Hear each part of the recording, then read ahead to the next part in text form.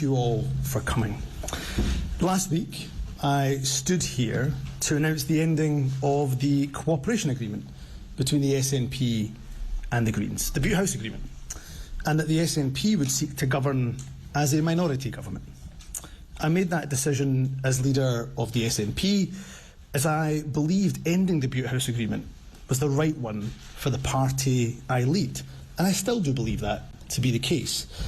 But most importantly, I believe it was the right decision for the country. My hope was to continue working with the Greens in a less formal arrangement as the SNP moved into a new phase of minority government.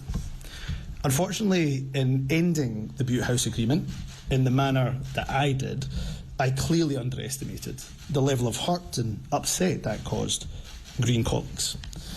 For a minority government to be able to govern effectively and efficiently, trust when working with the opposition is clearly fundamental.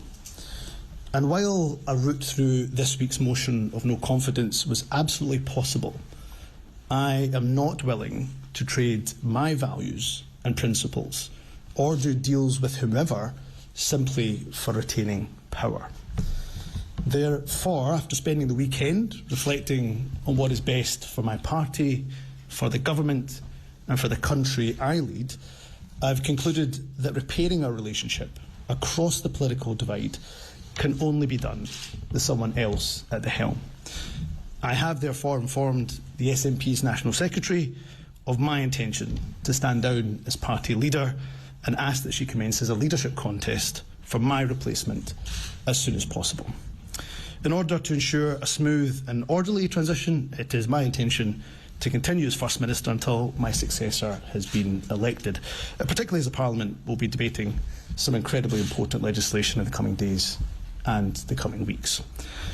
I cannot tell you what an honour it is being the First Minister of the country I love, the country I'm raising my family in, and the only country I will ever call home. As a young boy born and raised in Scotland, I could never have dreamt that one day I would have the privilege of leading my country. People who looked like me were not in positions of political influence, let alone leading governments, when I was younger. But we now live in a UK that has a British Hindu Prime Minister, a Muslim Mayor of London, a Black Welsh First Minister, and for a little while longer, a Scots Asian First Minister of this country. So for those who decry that multiculturalism has failed across the UK, I would suggest that the evidence is quite to the contrary, and that is something we should all celebrate. I've had the honour of serving in government for almost 12 years in a variety of roles. Whatever position I held during my time in politics, I've always been guided by my values. As First Minister, I'm incredibly proud to have a fair tax system, the most progressive in the UK, where those who earn the most contribute the most. And it will always be my core belief that in a country as rich as ours, wealth must be far more evenly distributed. I've no doubt at all that whoever takes over from me will continue the Scottish Government's drive to reduce child poverty. I'm proud that through our actions, an estimated 100,000 children are expected to be lifted out of poverty this year. I also hope that as a country we can be really proud of the strides that we have made to tackle inequality, prejudice and discrimination. But let's also acknowledge that far too often in our country, hatred continues to rear its ugly head. In a world where every issue seems to descend into a toxic culture war, it is often the most marginalised in our society who bear the brunt. As politicians of all political parties, we're privileged to have a platform. Each and every one of us must resist the temptation of populism at the expense of minorities, particularly in a general election year. I've often said that as a minority myself, my rights don't exist in a vacuum. They're only protected because the rights of everyone are protected. And from the backbenches of the Scottish Parliament, I will continue to champion the voices and the rights of those, the voices of those who are not often heard, be that at home or indeed overseas, such as those suffering and continue to suffer the most horrific humanitarian catastrophe in Gaza as the world watches on. Let me say to my SNP family, I will always be with you. I will always campaign alongside you. We have had setbacks in our movement, but we have overcome them, and we will do so again. Independence feels frustratingly close, and believe me, no one feels that frustration more than the leader of the SNP.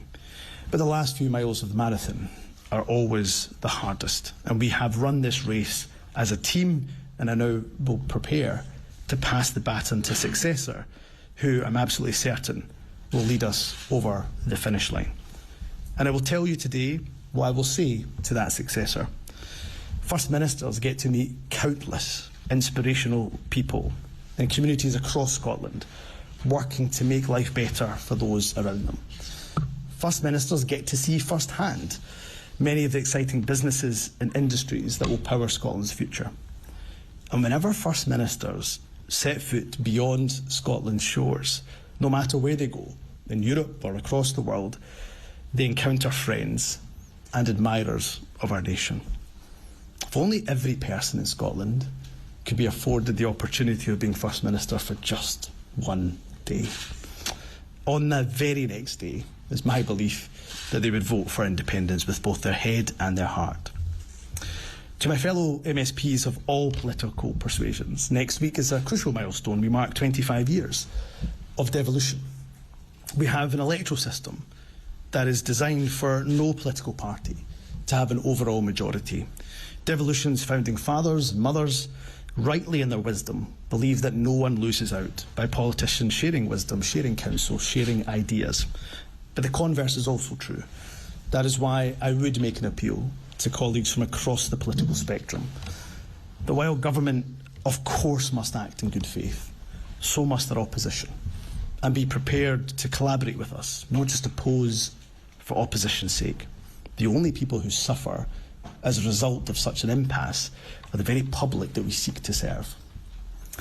Politics and politicians, not unreasonably I'm afraid, have often been maligned. However, I truly believe that when we get it right, and often we do, we are a force for good that can transform people's lives for the better. So to my colleagues in opposition, regardless of political party, I genuinely do wish you well. I bear no ill will and certainly bear no grudge against anyone.